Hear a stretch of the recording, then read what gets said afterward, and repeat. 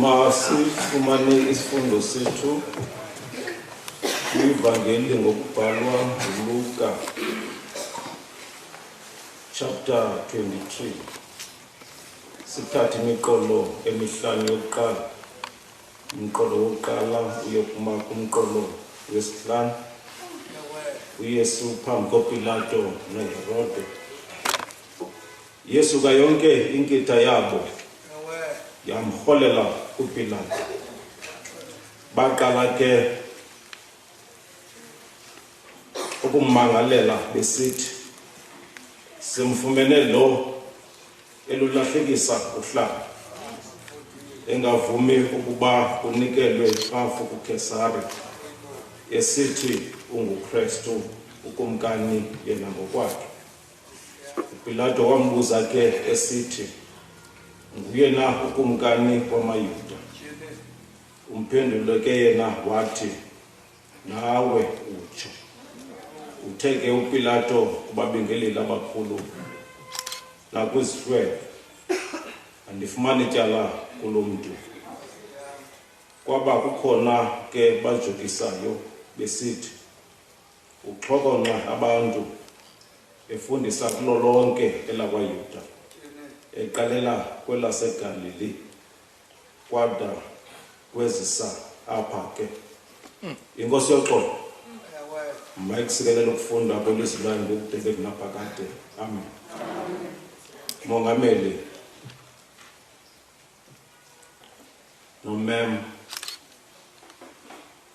nabantu bonke bakaKristu ngolwango olungcwele, mandinibulise kule ntsasa. Andifumane ityala kulo mntu. Andifuna ukuba ngathi ke ndisisikhwenene, kodwa ndiyafuna ukuthi zintathu nje ingongoma endifuna ukugcina kuzo, ndize ke mzekweni njengoTamasibu ebelapha. Ukuba sivenanga nazi nje into yokuba kukho izinto ezintathu singakrobisana kuzo. Ingongoma yokuqala ithi, be purpose driven and advance God's mission.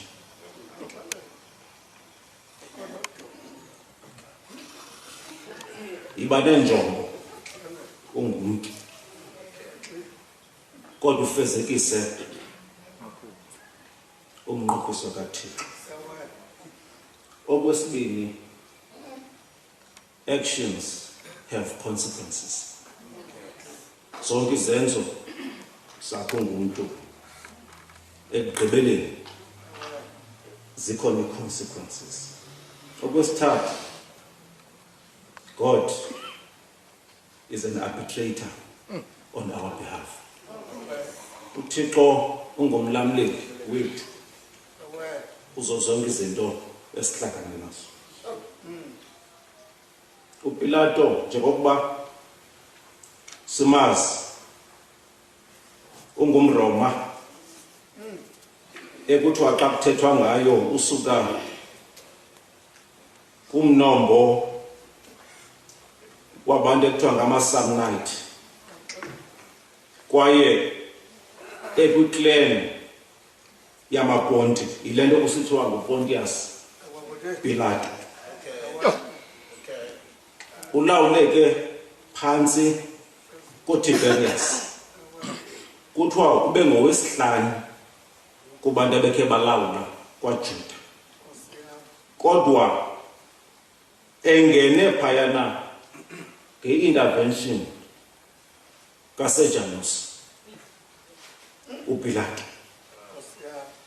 uPilato ke ndithe xa ndizama ukumkhangela, ndifuna ukujonga into yokuba njengokuba wayithathwe apha as a favorite, ngoba amaxesha amaninzi xa abantu bekutyumba into yoba hamba ukhokhela, sube bekhangele iimpawu nazo, kodwa injongo iminqweno yokufezekisa imfuno zabo, ingenanto kwenza nentando kaThixo kule case. Ithi ke lento xa imchaza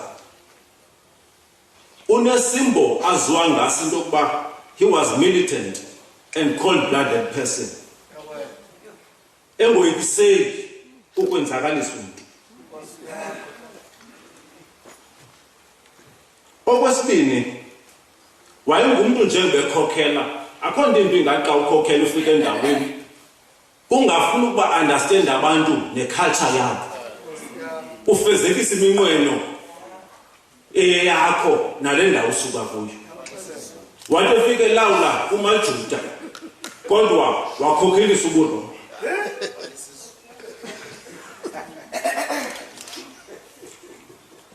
Yayenye ye-witnesses awayenazo. Yabangela into yokuba le nto amaJuda la abe ne-resistance kuye.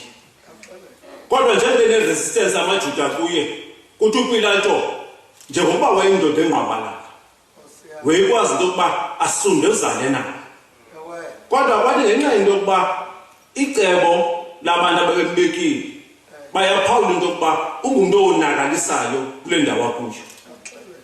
Kwavase kuba kwanaba bemthumile ikhona into yokuba aqabane nabo ngokuba akufezekiseki iminqweno ekufanele uba iyafezekiseka. Okwesithathu, uPilato ube nayo i-element ye-corruption ngokuba uphele ngeli xesha eseva wabe esamkela ii-bribes ngoba kukho laa nto kuthiwa i-power corrupts, but ultimate power corrupts ultimately, absolute power. Ube khona ke kwimeko ezinjalo. Waze njengomuntu owayenomsebenzi ukuba akoleke i-taxation, wathatha imali zamaJuda wazisebenzisa ngendlela erongo etempileni. nguPilato nee-witnesses zakhe ekukhokheleni. Wayeneduties ke ezaziliqela ezazinto yokuba njengokuba ebekiwe apha makamaintaine i-law and order. Kodwa ngenxa into yokuba engumuntu ongazi-understandiyo izinto zasemthethweni wazama into yokuba angalawuli ngokumaintaina ucwangco, waphatha abantu kakubi nangqwabalala njengokuba benditshilo. Okwesibini, ii-projects akwafana uba uyazimanage.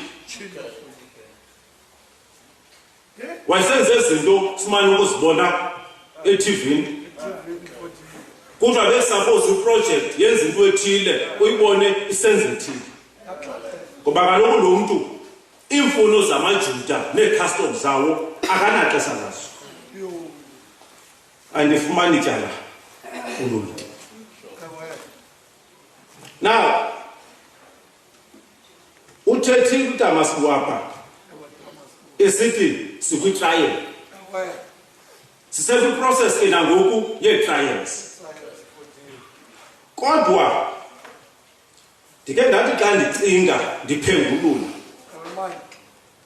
nangona ndine-limitations ngokwasemthethweni, kodwa ndathi kumava amancinci ubumntu ubheka ecourt, i-court ine-proceedings nee-processes ekusuppose ziyalandela. Okokuqala, iba nommanga ibe nommangalelwa ibe nazo ke iziphathamandla ezibekiweyo ngokwasecourt. Kodwa into endiyaziyo into yokuba ungabekwa esikhuhlweni sobugwebe kufuneka into yokuba ulawule ngokwendlela ejust and fair. Ngokwalatin ke kuthiwa ukuba umntu ume ecourt, that person must be given a fair trial and a hearing. Uyaphawuleka ke into yokuba apha ayikho loo process leyo. Ngokuba kukho izimangalo ezibekwayo ezibangela into yokuba kufuneka uPilato azi-entertain. Zichaziwe kapha ngoba endifunda simfumene elulahlekisa uhlala. Sisimangalo esibekwa Yesu. Okwesibini engavumi kunikelwe irhafu. Okwesithathu ibe zimfundiso ezi azalazo. Now ezinto zibonwa ngabantu abamangalayo ziyitreason. Mandiveze into yokuba into ebangela uba uYesu aziswapha. AmaJuda bekusuppose ukuba afuna ukumgweba, amgweba ngokwendlela yamaJuda. Kodwa amzisa kulomfo ungumRoma. Kuba efuna ushintsho kwelicala. Angabonakali njengabantu abonzakalisa uYesu. Kodwa uPilato uthi kwimeko ezinjalo athi andifumani tyala kulo muntu.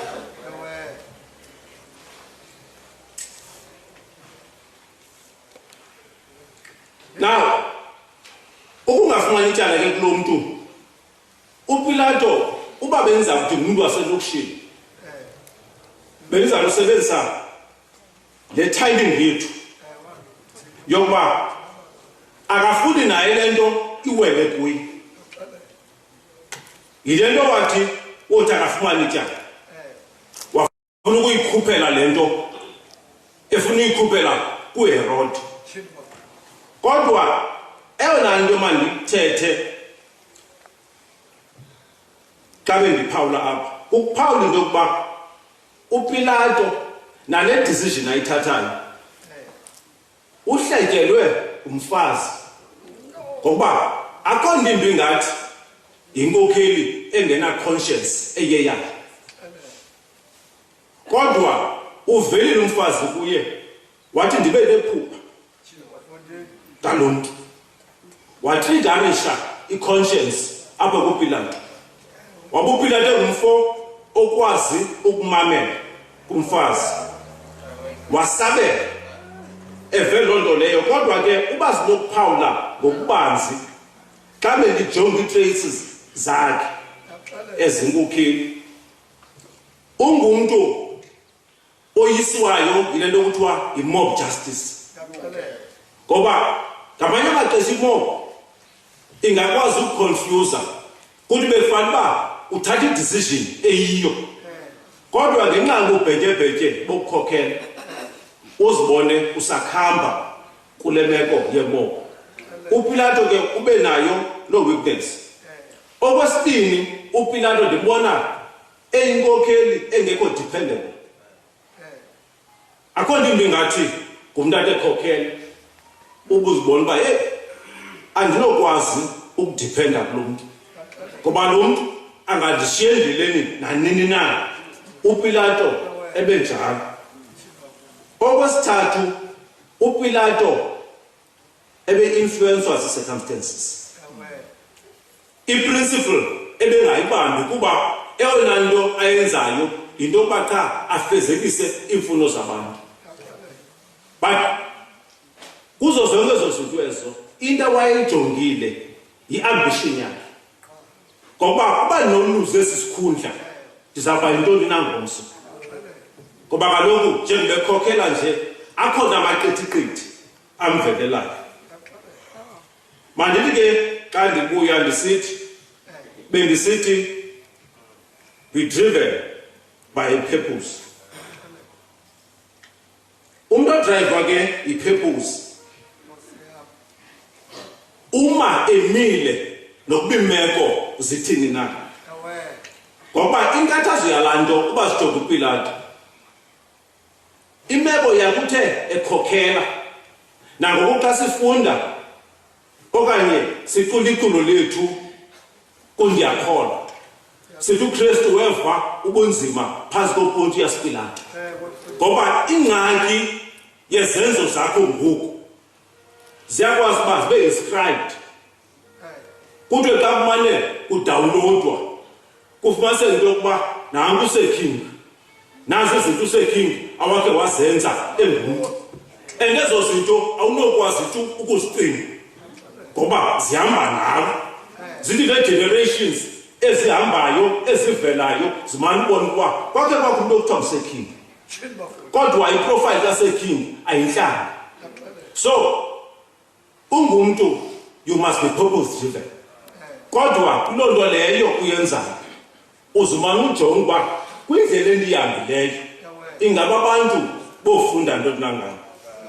Okwesibini, you must not serve innocent souls. Ngoba inkathazo apha uPilato eyindindi nje uyazazi into yokuba ndabekwa apha for a particular mission, mandiyifulfile noba kunjani na. Yile nto wathi wobona imeko ingamvumi wathi andifumane ityala kulo mntu, kodwa wakwazi into yokuba amgqithisele to the next person so that kubekho into emayenzeke. Okwesithathu,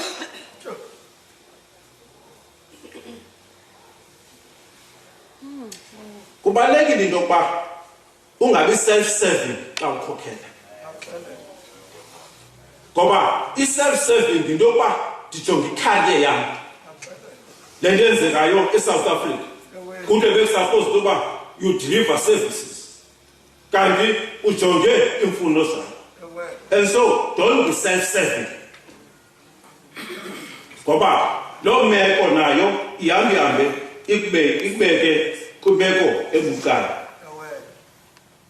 Okwesithathu, don't be consumed by moments. Ipower yamrhaqa umntu ipower kwaye ne moment.